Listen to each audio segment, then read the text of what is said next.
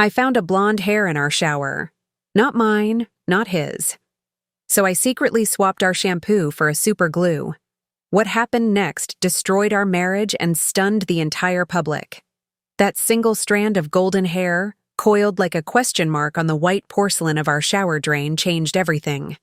My name is Rebecca Morrison, and this is the story of how one moment of betrayal led me down a path of revenge that spiraled so far out of control, I almost lost everything that mattered.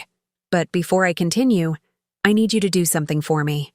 If you're watching this, please subscribe to Voice of Auntie Ruthy right now.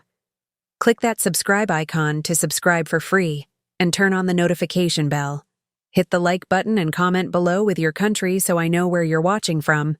Trust me, you won't want to miss a single moment of what I'm about to tell you. Let me take you back to where it all began. To that Tuesday morning in April when my perfect life started cracking apart. I was 32 years old, living in Charlotte, North Carolina, in a beautiful home in one of the nicest neighborhoods. I had what everyone thought was the perfect marriage to Derek Morrison, a successful commercial real estate developer. We'd been married for 7 years, together for 10, and from the outside, we looked like the couple everyone wanted to be. Derek was handsome in that classic American way. Tall, athletic, with dark hair that was just starting to gray at the temples in a way that made him look distinguished rather than old. He had a smile that could light up a room and a charm that made everyone, from clients to waiters, feel like they were the most important person in the world. I wasn't too bad myself. I'd kept in shape, took care of my appearance, and worked as a marketing consultant from home, which gave me flexibility and independence. My hair was dark brown, almost black, cut in a sleek bob that fell just past my shoulders. Nothing blonde about it, nothing blonde at all. We didn't have children yet. We'd been trying for about a year with no success, and I was starting to think maybe we should see a specialist. But Derek kept saying we had time, that we should just relax and let it happen naturally. Looking back now, I understand why he wasn't in any hurry. That Tuesday morning started like any other. I woke up at 7, made coffee, and Derek was already in the shower. I could hear the water running, could see the steam escaping from under the bathroom door. Nothing unusual, just another ordinary morning in our ordinary perfect life, except it wasn't ordinary at all. When Derek left for work around 8, kissing me goodbye like he always did, telling me he loved me like he always did, I went to take my own shower. And that's when I saw it. One single strand of long blonde hair, tangled in the shower drain. I stood there staring at it for what felt like an eternity, but was probably only 30 seconds. My mind was racing, trying to come up with innocent explanations. Maybe it was from a previous owner of the house. No, we'd lived here for 5 years. Maybe it came in on someone's clothes and somehow ended up in the shower. That made no sense at all. Maybe it was mine and the lighting was making it look blonde. I pulled a strand of my own dark hair and held it next to the blonde one. Not even close. My hands started shaking as I picked up that strand of hair. It was long, at least 10 inches, and definitely blonde. Golden blonde, the kind that looked expensive and deliberately maintained. And Derek had just been in this shower. Alone. Or at least, I thought he'd been alone. My mind immediately jumped to the worst possible conclusion. He was having an affair. He'd brought someone into our home, into our shower, and been careless enough to leave evidence. I felt like I couldn't breathe. Like someone had reached into my chest and squeezed my heart until it stopped beating. 7 years of marriage, 10 years together, and he was cheating on me?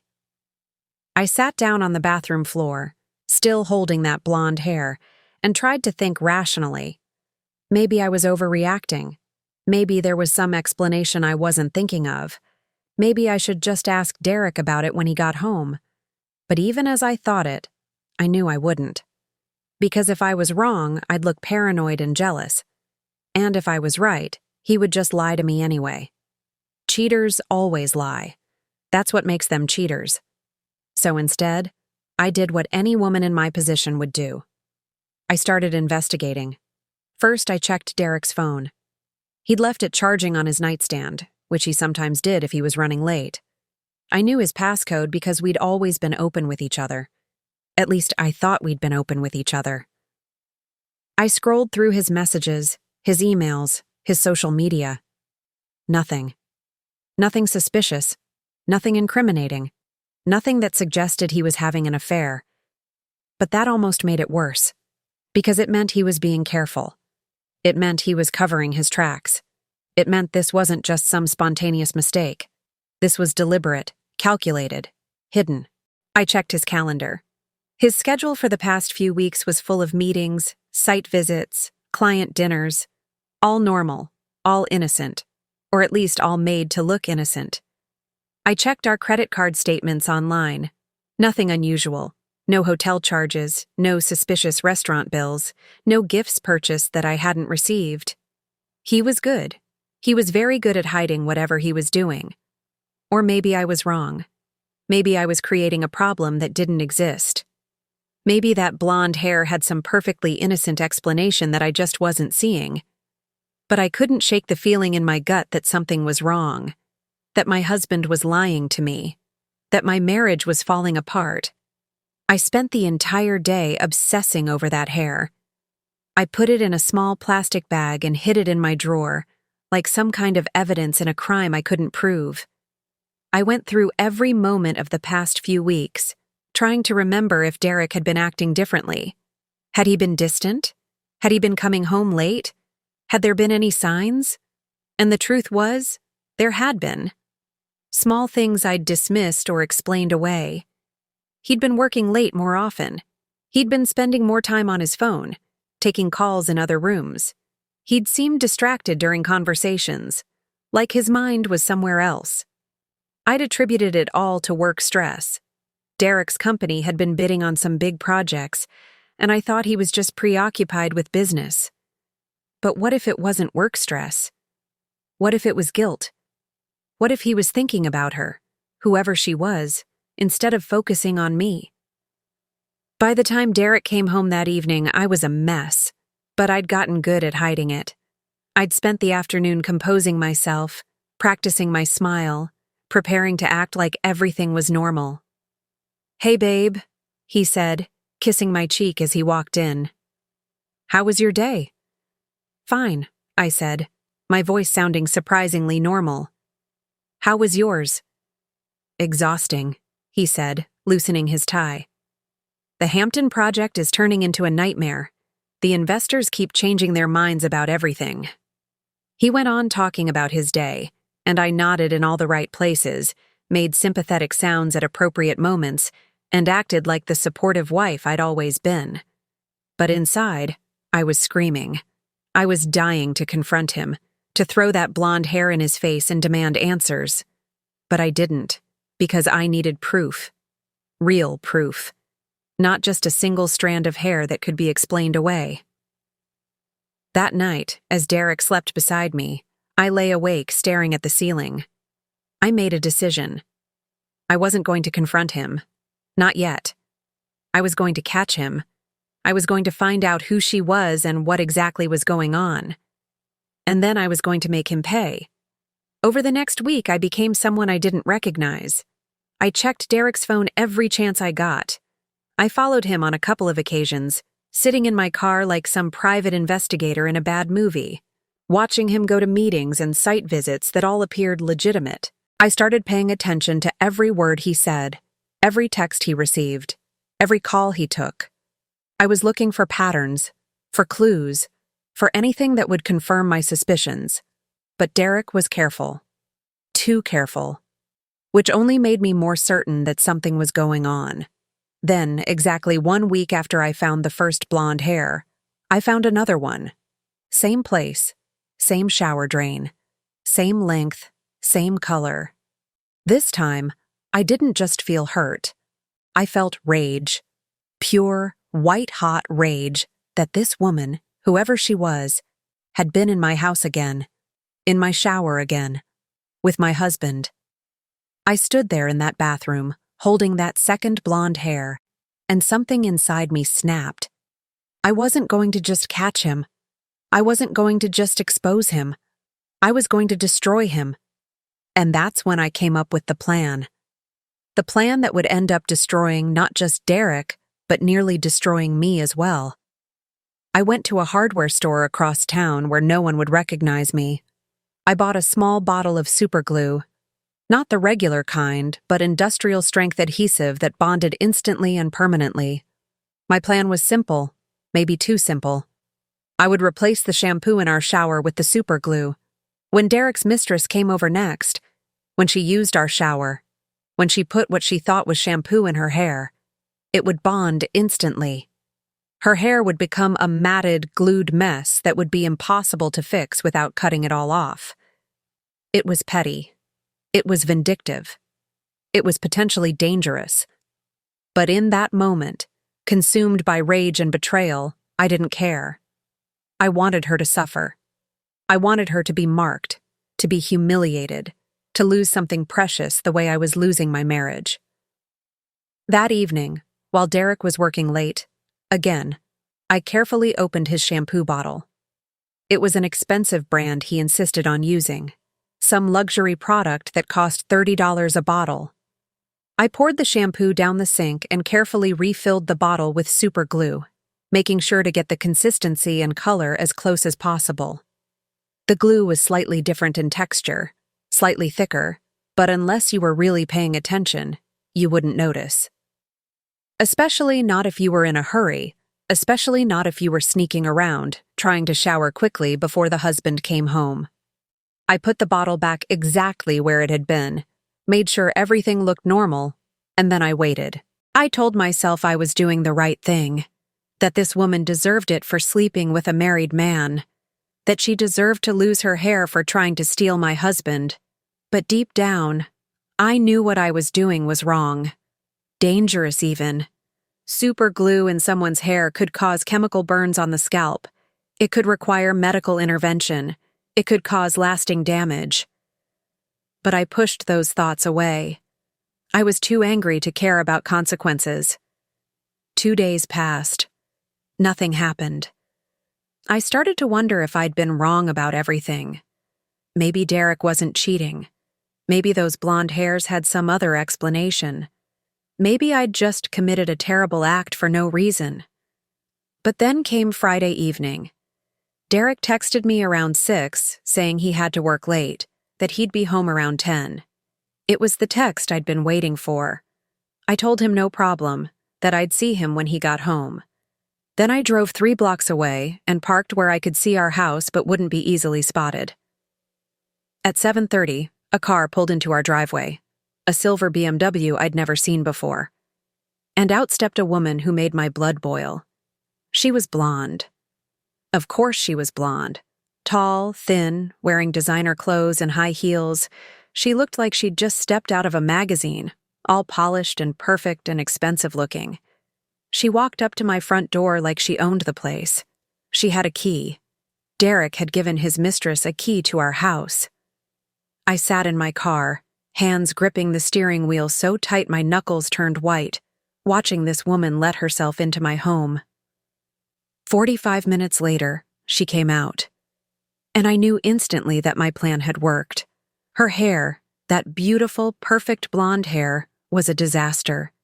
It was matted to her head in clumps, sticking up at odd angles, clearly glued together in a way that no amount of brushing or washing was going to fix.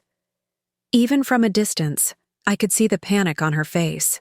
She was talking on her phone, gesturing wildly at her head, clearly freaking out about what had happened.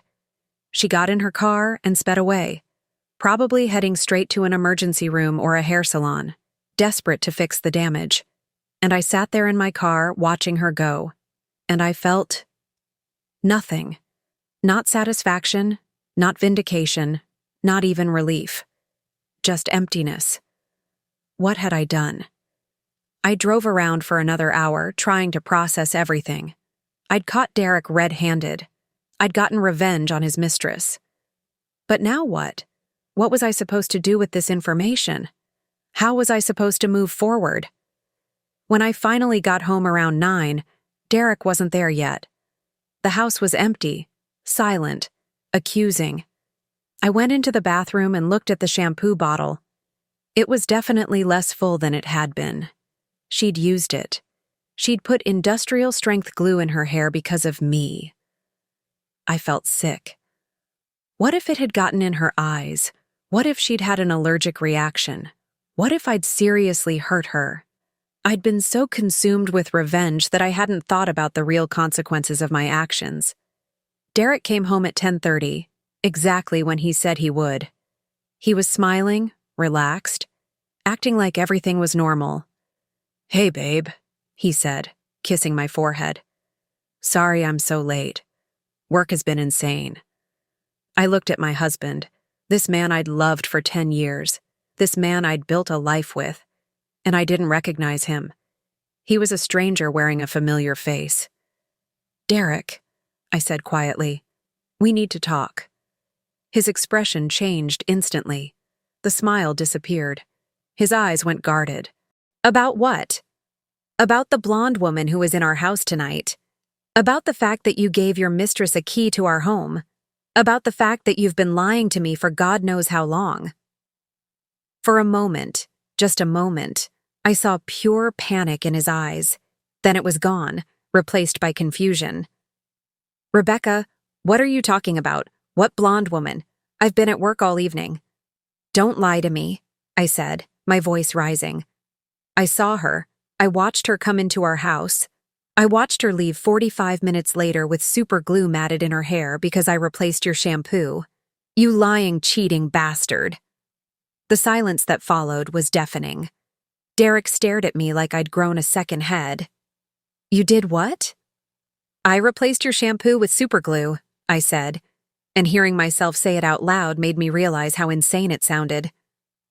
"Because I found blonde hairs in our shower drain. Because I knew you were cheating. Because I wanted her to pay." "Rebecca," Derek said slowly, his face going pale, "please tell me you didn't actually put super glue in the shampoo bottle."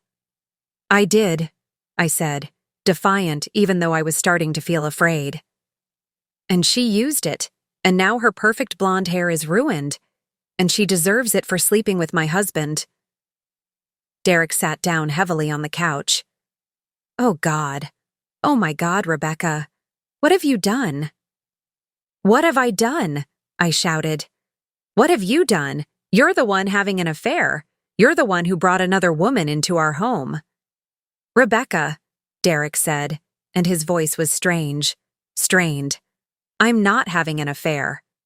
"Don't lie to me anymore," I screamed. "I saw her. She had a key. She was in our house." "Yes, she was in our house," Derek said quietly, "but not for the reason you think." And then he told me something that made my entire world tilt on its axis. "That was Madison Clark. She's an interior designer.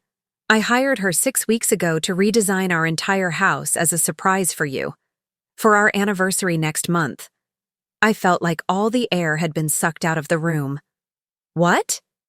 "Madison has been coming to the house when you're not here to take measurements, show me fabric samples, plan the redesign. I gave her a key so she could come by and check on deliveries and coordinate with contractors." "But the blonde hairs in the shower?" "She sometimes uses the bathroom when she's here for hours at a time," Derek said. "She has long blonde hair. Some of it must have come loose." No, that couldn't be right. That couldn't be what was happening.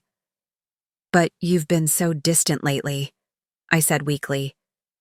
"You've been working late, taking calls in other rooms, acting suspicious." "Because I was trying to keep the surprise," Derek said. "Because every conversation with Madison, every decision about the redesign, I had to hide from you.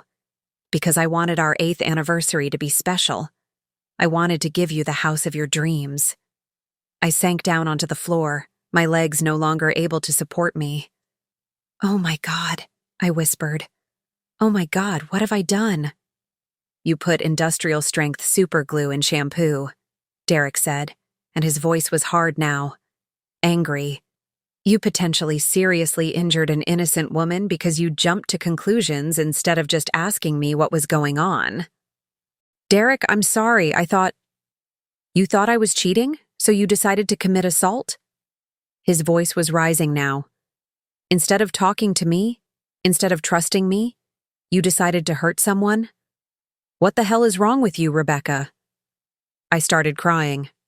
I'm sorry. I'm so sorry. I saw the hair and I thought, you thought wrong, Derek said coldly. And now Madison is probably in an emergency room right now getting chemicals out of her hair and off her scalp. You could have seriously hurt her, Rebecca. You could have caused permanent damage. He pulled out his phone and started dialing. I have to call her. I have to make sure she's okay. And then we have to figure out what the hell we're going to do about this. Madison answered on the second ring. I could hear her voice through the phone, high-pitched and panicked, even though I couldn't make out the words. Madison, it's Derek Morrison, he said. I just found out what happened. I am so sorry. My wife thought, it doesn't matter what she thought. Are you okay? Did you go to a hospital? More talking on the other end. Okay, I'm going to cover all your medical expenses, obviously, and we'll pay whatever it costs to fix your hair. And Madison, I am so incredibly sorry. This never should have happened. When he hung up, he looked at me with an expression I'd never seen before. Disgust. She's at an emergency room. They've been working for 2 hours trying to get the glue out of her hair and off her scalp. She has chemical burns. They might have to shave her head completely. I felt like I was going to vomit. Derek, I didn't mean... You didn't mean to assault someone? He finished. You didn't mean to cause her pain and suffering? What exactly did you think was going to happen when you put super glue in shampoo? I thought she was your mistress, I sobbed. I thought she deserved it. Even if she had been my mistress, Derek said. Even if I had been cheating, what you did was criminal. You don't get to assault people because you're angry. You don't get to cause physical harm because someone hurt your feelings. He stood up and grabbed his car keys. I'm going to the hospital to check on Madison, to apologize in person, to make sure she knows this wasn't anything she did wrong. When I get back, we're going to have a serious conversation about our marriage, because right now, Rebecca, I don't even know who you are. He left, slamming the door behind him, and I was alone with what I'd done. The next morning, everything got worse. So much worse than I could have imagined. Derek came home around 2 a.m. I heard him come in. Heard him go to the guest bedroom instead of our room. The message was clear. I didn't sleep at all. I just lay in our bed, staring at the ceiling, replaying everything over and over in my mind. How could I have been so stupid, so reckless, so cruel? When morning came, I went downstairs to find Derek sitting at the kitchen table with his laptop open and his face grim. Derek, I started, but he held up his hand. Madison is going to sue you, he said flatly. For assault, for medical expenses, for pain and suffering, and for loss of income. She's going to press criminal charges too. My blood ran cold. Criminal charges. What you did was assault with a dangerous substance, Rebecca. It's a felony. You could go to jail. No, I whispered. No, that can't happen. I didn't mean to hurt her. I just wanted... It doesn't matter what you wanted, Derek interrupted. What matters is what you did. You intentionally put a dangerous chemical where you knew someone would use it. You caused injury. Intent doesn't change that. What do we do? I asked, my voice breaking. We? Derek laughed bitterly. There is no we anymore, Rebecca. You need to get a lawyer. A good one. And you need to prepare yourself for the possibility that this is going to destroy your life. Derek, please. Do you know what else happened last night? He continued, his voice cold. While I was at the hospital with Madison, trying to help her deal with the trauma you caused, she was getting texts. Lots of texts. Want to know why? I shook my head, afraid of the answer. Because before she went to the emergency room, she posted about what happened on social media. Just a simple post about how someone had replaced shampoo with super glue and she'd been injured. She didn't name you, She didn't name me. She just told her story. He turned his laptop around to show me the screen. I looked at it and felt my stomach drop. Madison's post had gone viral. Completely, utterly viral. It had been shared over 50,000 times. It had hundreds of thousands of comments. People were outraged, horrified, demanding to know who would do such a terrible thing. "And it gets better," Derek said sarcastically. "Someone figured out it was you. Someone connected Madison to me, connected me to you, and posted your name and photo. You're trending on Twitter right now, Rebecca. You're famous. You're the glue hair monster." He showed me tweet after tweet, post after post, all featuring my name, my photo, and people calling me every terrible thing you can imagine. Monster, psychopath, criminal, insane wife. My social media pages were being flooded with hate messages. My email was overflowing with threats. People I'd never met were calling for my arrest, my imprisonment, my destruction. "This is a nightmare," I whispered. "You created this nightmare," Derek said. "You did this, and now you have to face the consequences." Over the next week, my life completely fell apart. Madison did press charges. I was arrested, fingerprinted, and charged with assault with a dangerous substance. My mugshot was all over the internet within hours. The media picked up the story. It was everything they loved: a jealous wife, a case of mistaken identity, a shocking act of revenge gone wrong. I was crucified in the press, portrayed as a crazy, jealous, dangerous woman who'd assaulted an innocent person. Derek moved out. He said he needed space to think, but I knew what that meant. Our marriage was over. He couldn't forgive me for what I'd done. I couldn't even forgive myself. My clients started dropping me. Who wanted to work with someone who was all over the news for assault? My business collapsed within days. I couldn't go anywhere without being recognized.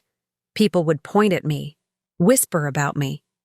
Some would even confront me in public, calling me names, telling me I deserved to rot in jail. I hired a lawyer, Benjamin Grant, who was honest with me about how bad things looked. "The evidence against you is overwhelming," he said during our first meeting. "You admitted to replacing the shampoo. You knew someone would use it. Madison has documented injuries. The best we can hope for is a plea deal that keeps you out of prison, but even that's not guaranteed." "What about my marriage?" I asked stupidly, as if that was even a priority anymore.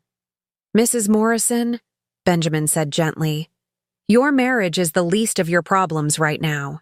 You're facing serious criminal charges. You could be looking at several years in prison."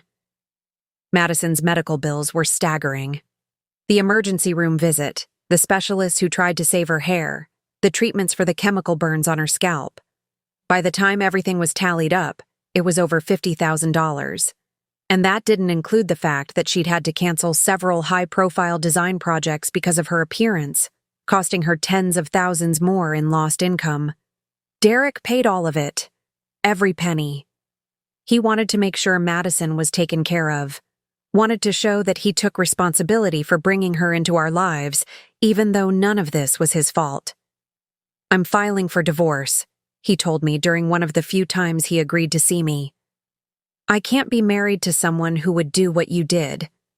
I don't trust you. I don't respect you. And honestly, Rebecca, I don't think I even like you anymore." "Derek, please," I begged. "I made a mistake. A terrible mistake. But I was hurting. I thought you were cheating. I thought my marriage was falling apart." "So you decided to assault someone?" He shot back. "That's not making a mistake, Rebecca. That's being a terrible person." The truth of his words cut deep because he was right. I had been terrible, jealous, vengeful, cruel. I'd hurt an innocent woman because I'd jumped to conclusions.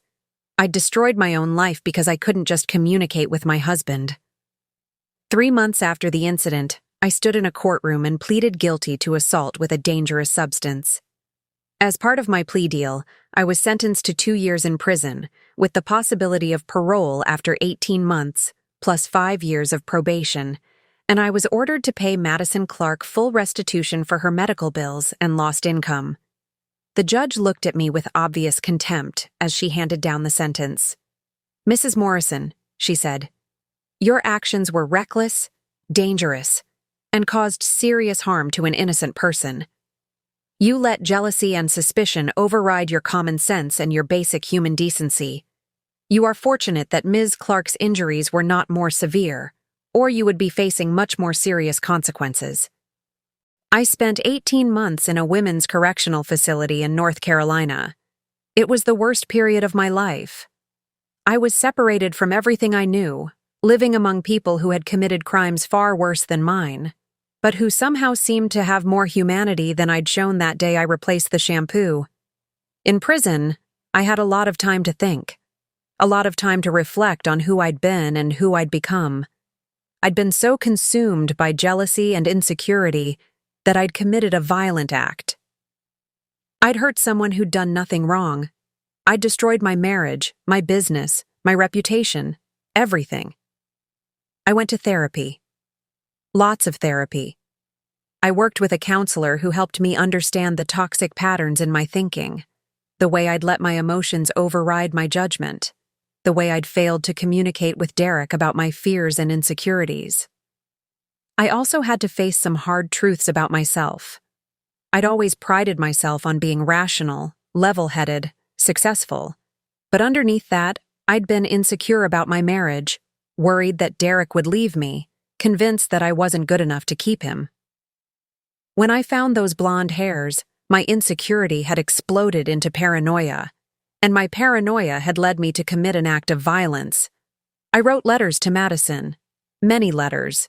She never responded to any of them, and I didn't blame her. What could I possibly say that would make up for what I'd done? But I wrote them anyway, apologizing over and over, trying to explain without making excuses, hoping that someday she might be able to forgive me even though I didn't deserve it. Derek filed for divorce while I was in prison. I didn't contest it. How could I? I'd destroyed our marriage. I'd destroyed everything. I was released after 18 months for good behavior. I came out to a world that had moved on without me. My business was gone. My marriage was over. My reputation was destroyed. But I was different.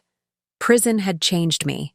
Not in the way you see in movies, where people come out hardened and angry.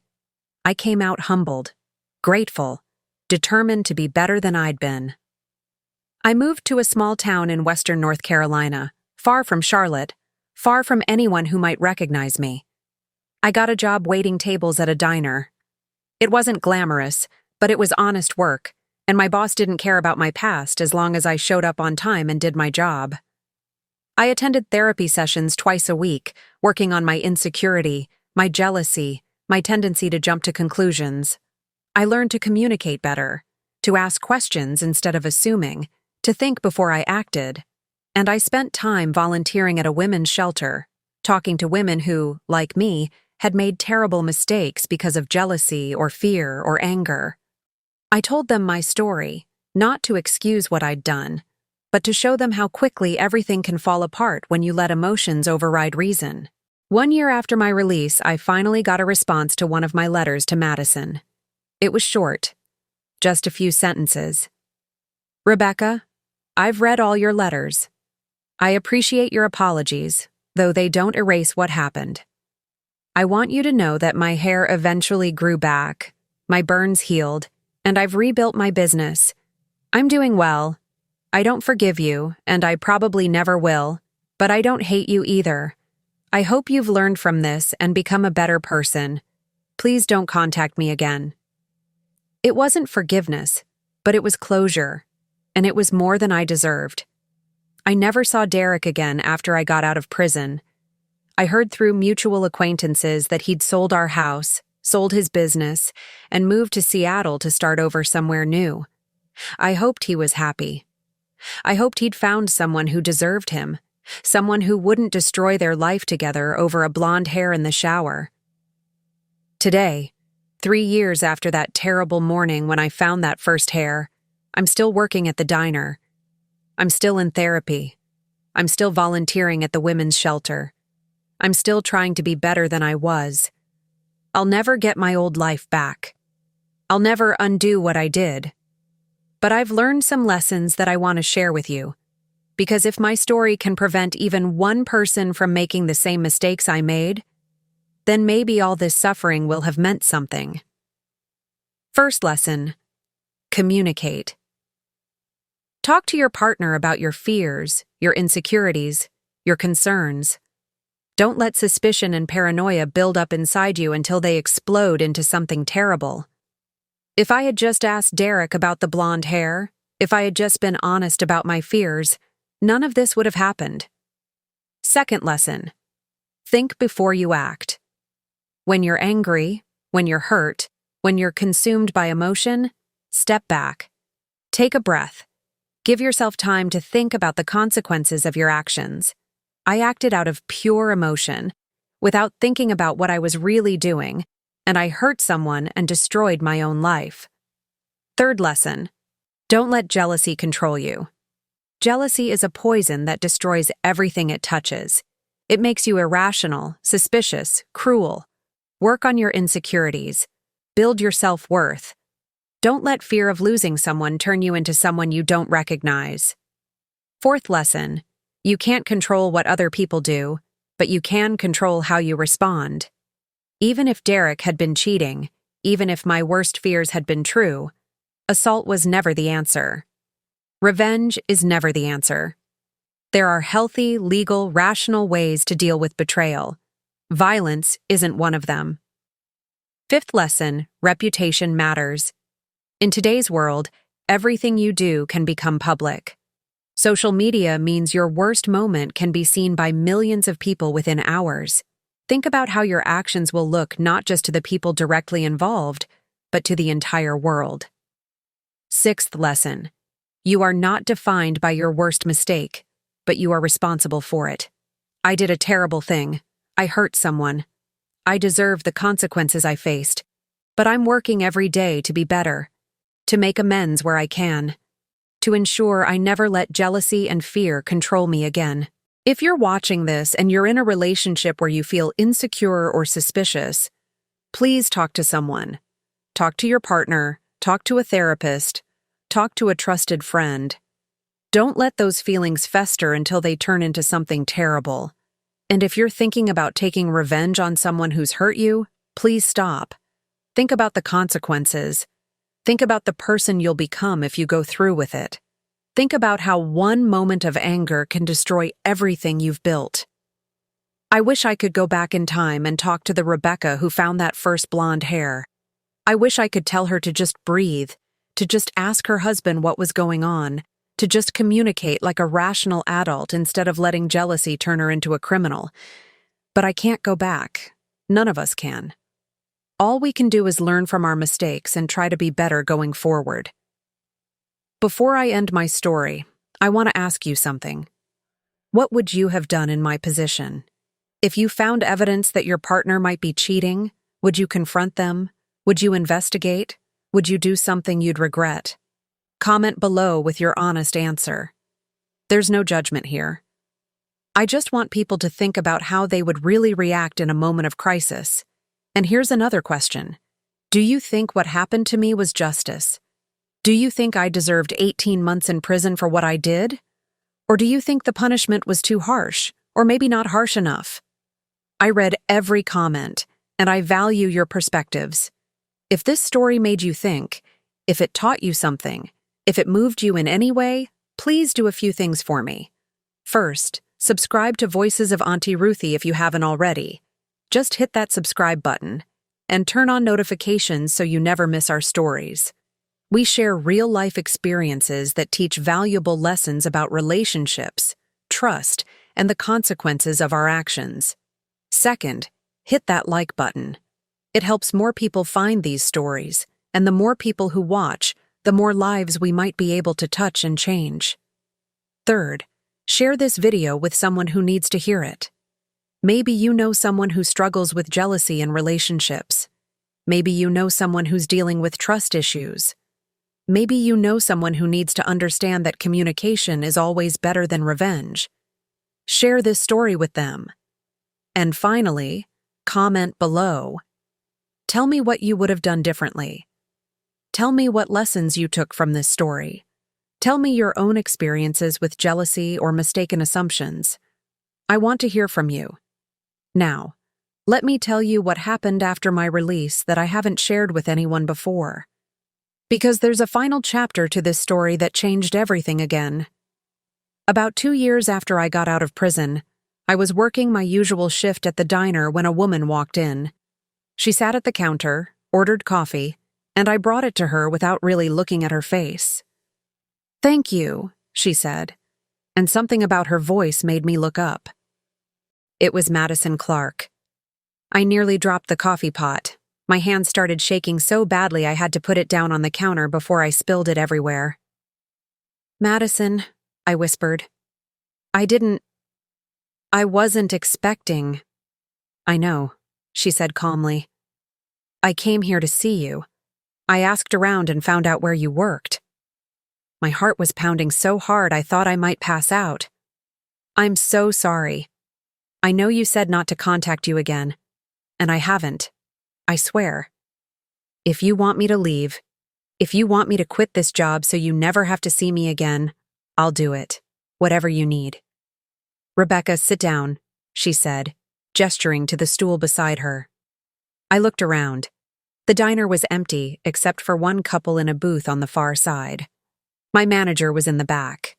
I sat down, my legs trembling. Madison looked different than I remembered from that night I'd watched her leave my house. Her hair was shorter now, cut in a stylish bob that actually looked beautiful. There were no visible scars on her face or scalp. She looked healthy, successful, put together. "I got your letters," she said. "All of them. I know I shouldn't have kept writing after you asked me to stop, but I didn't ask you to stop writing," Madison interrupted. "I asked you not to contact me again.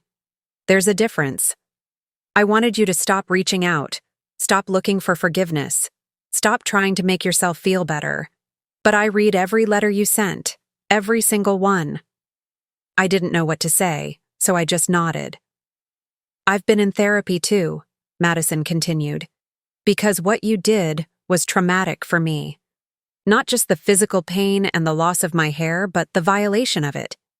Someone deliberately hurt me. Someone planned to cause me pain. That's hard to process." "I am so incredibly sorry," I said, tears streaming down my face. "I know that doesn't change anything, but I am. Every single day, I regret what I did." "I know," Madison said.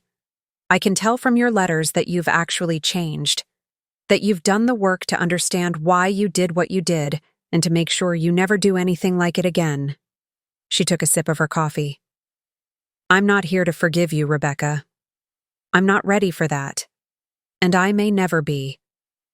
But I wanted to tell you something that I think you need to hear." I waited, barely breathing. "Derek talked to me," she said. "Several times after everything happened. He was devastated by what you did, but he was also devastated by the way everything fell apart. He told me about your marriage, about how you'd been trying to have children, about how he'd been so focused on planning this surprise for you that he didn't notice you were struggling."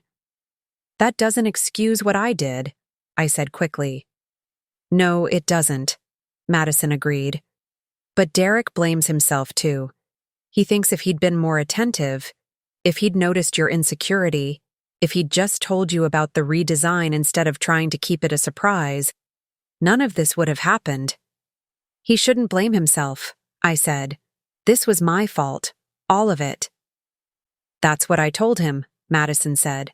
"I told him that you made your own choices and you're responsible for them, but I also told him that relationships require both people to communicate, to pay attention, to be present, and maybe there were things both of you could have done differently." She finished her coffee and stood up. "I came here today to tell you that I've moved on with my life. My business is thriving. My hair grew back. The scars healed. I'm okay, Rebecca. And I think you need to hear that so you can stop punishing yourself." But I deserve to be punished, I said. I hurt you. Yes, you did, Madison said. And you went to prison for it. You lost your marriage, your business, your reputation. You've paid the price for what you did. At some point, you have to forgive yourself and move forward. Not forget what you did, but accept it as part of your past and commit to being better in the future. She pulled out her wallet and left a $20 bill on the counter for a $3 cup of coffee. I hope you find peace, Rebecca, she said. I really do. Because carrying around all that guilt isn't helping anyone. Not me, not you, not the other people in your life. She walked toward the door, then turned back. And for what it's worth, Derek moved to Seattle and got remarried last year, to a teacher named Sarah. He sent me an invitation to the wedding because we actually became friends through all of this. He's happy now. And I think you should know that so you can let go of that guilt too. After Madison left, I sat at that counter for a long time, processing what she'd said. She was right. I had been carrying around so much guilt that it had become its own kind of prison. I'd served my time, paid my debt to society, done everything I could to make amends. But I hadn't forgiven myself. That conversation with Madison was a turning point for me. Not because she forgave me, she made it clear she hadn't, but because she gave me permission to move forward. Permission to stop living in the past. Permission to believe that I could be more than the worst thing I'd ever done. Over the next year, I continued with therapy and started making real changes in my life. I went back to school online and got certified as a counselor, specializing in anger management and relationship issues. I figured if I couldn't undo my own mistakes, at least I could help other people avoid making similar ones. I started a blog where I shared my story and offered advice about dealing with jealousy, communicating in relationships, and managing anger. I didn't hide who I was or what I'd done. I was completely honest about my crime, my prison time, and my journey toward becoming a better person. The blog started getting attention. Not viral attention like the original incident, but steady, meaningful attention from people who were struggling with similar issues. People would email me their stories, ask for advice, thank me for being honest about my failures. One woman wrote to tell me that she'd been planning to slash her husband's mistress's tires, but after reading my story, she decided to confront her husband directly instead. She ended up discovering that her husband wasn't actually cheating. He'd been planning to surprise her with a vow renewal ceremony. My story had saved her from making the same mistake I had. Another woman told me she'd been so consumed by jealousy that she was considering hiring someone to follow her boyfriend. After reading about what happened to me, she instead went to couples therapy with him. They worked through her insecurity issues and his behavior patterns that were triggering her jealousy. They're still together and happier than ever. These messages, these stories of people learning from my mistakes, they gave my suffering meaning. They proved that something good could come from something terrible. I also reconnected with some old friends who I'd pushed away after my arrest. Not everyone was willing to give me a second chance, and I understood that. But a few people reached out after seeing my blog, after seeing the work I was doing, after recognizing that I'd genuinely changed. One of those people was my former colleague, Jennifer Chen. We'd worked together on marketing campaigns before my arrest, and she'd been one of the first people to cut ties with me when the story went public. "Rebecca," she said when we met for coffee 3 years after my release, "I'm not going to lie. What you did horrified me. I couldn't believe someone I knew and respected could do something so terrible." "I couldn't believe it either," I admitted. "I still struggle with the fact that I was capable of that." "But I've been following your blog," Jennifer continued.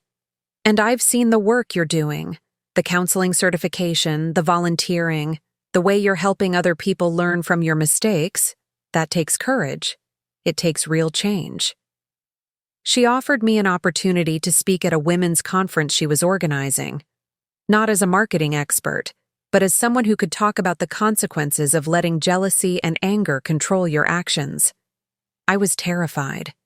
The idea of standing in front of hundreds of people and talking about the worst thing I'd ever done was overwhelming. But I did it. I stood on that stage and told my story. All of it. The blonde hair in the shower, the paranoia, the superglue, the arrest, the prison time, the loss of everything. I didn't minimize what I'd done. I didn't make excuses. I just told the truth about how one moment of jealous rage had destroyed my life and hurt an innocent person. When I finished, the room was silent. I thought maybe I'd made a mistake, that people were judging me, that I shouldn't have been so honest. Then one woman stood up and started clapping, then another, then another. Within seconds, the entire room was on their feet, applauding. Afterward, dozens of women came up to me. Some told me about their own struggles with jealousy. Some thanked me for being honest. Some just wanted to hug me and tell me they admired my courage to change. One woman, probably in her 50s, took both my hands and looked me in the eyes. "I was planning to do something terrible to my husband's secretary," she whispered. "Something that could have hurt her badly. But after hearing your story, I'm not going to. I'm going to talk to my husband instead. You just saved me from ruining my life." That moment, that conversation, made everything worth it. The prison time, the public humiliation, the loss of my marriage, all of it had led to this moment where I could prevent someone else from making the same mistakes. Now, 5 years after that terrible morning when I found the blonde hair, I'm living a life I never expected. I'm not rich. I'm not famous in a good way. I don't have the picture-perfect life I once had, but I'm happy. Really happy. For the first time in my adult life, I'm comfortable with who I am. I'm not pretending to be perfect. I'm not hiding my flaws. I'm just being honest about my failures and working every day to be better. I'm in a relationship now. His name is Marcus, and he's a teacher at the local high school. I told him everything on our second date, every terrible detail of what I'd done. I gave him the opportunity to walk away before we got involved. "Everyone has a past," he said. "Not everyone has the courage to own it and change because of it. I'm not interested in who you were 5 years ago. I'm interested in who you are now." Marcus knows about my insecurity issues. He knows I sometimes struggle with jealousy, so he's proactive about communication. He tells me where he's going, who he's with, what he's doing. Not because I demand it, but because he understands that transparency helps me manage my anxiety, and I've learned to ask questions instead of making assumptions. If something bothers me, I talk about it immediately. If I feel insecure, I express it. If I'm worried about something, I bring it up. We're not perfect. No relationship is.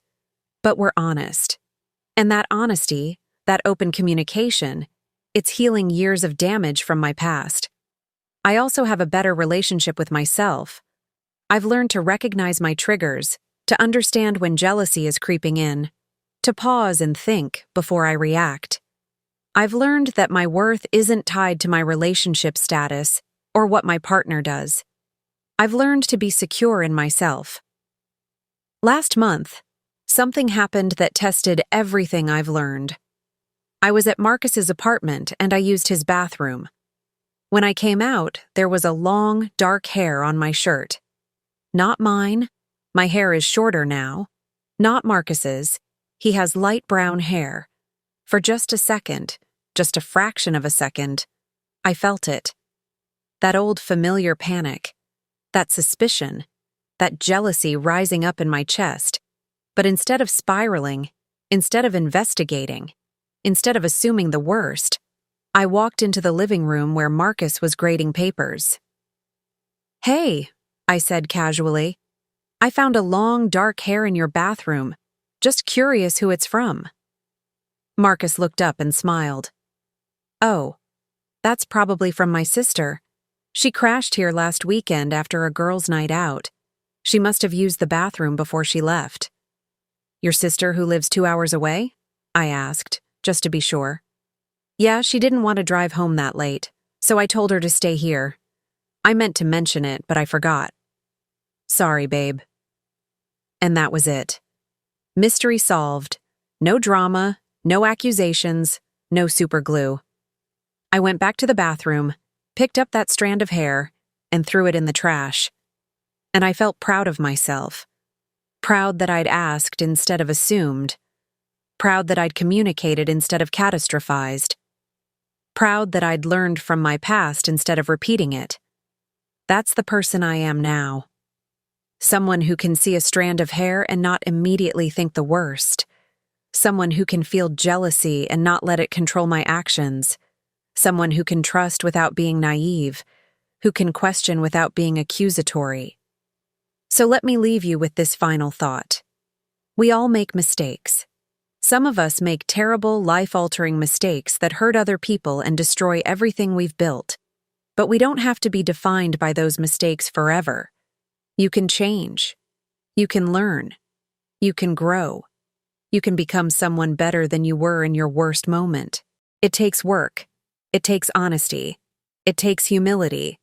It takes accepting responsibility for what you've done and committing to never doing it again. But it's possible. I'm living proof. If you're struggling with jealousy, please get help. Talk to a therapist. Work on your insecurity. Learn to communicate with your partner. Don't let fear and suspicion turn you into someone you don't recognize. If you've made a terrible mistake like I did, don't give up on yourself. Accept responsibility. Face the consequences, but then do the work to become better. You can't change the past, but you can shape your future. And if someone in your life has hurt you the way I hurt Madison, I hope you find healing. I hope you find peace. And I hope you know that you don't owe them forgiveness, but you also don't have to carry their actions with you forever. You can move forward. You can rebuild. You can thrive. Thank you for listening to my story. Thank you for not judging me too harshly. Or, if you did judge me, thank you for still watching to the end. I hope something I said resonated with you. I hope my mistakes help you avoid making similar ones. Remember to subscribe to Voice of Auntie Ruthy, hit that like button, and share this video with anyone who needs to hear it. Check out our other videos for more real-life stories that teach valuable lessons about relationships, trust, consequences, and redemption. And please, comment below. Tell me what you think. Tell me what you learned. Tell me if you've ever struggled with similar issues. I read every comment, and I value every perspective. Stay safe, everyone. Communicate with your partners. Work on your insecurities. Think before you act. And never let jealousy turn you into someone you'll regret being. This is Rebecca Morrison, signing off. I hope you find peace, happiness, and the courage to be better than your worst moment. See you in other videos. Bye.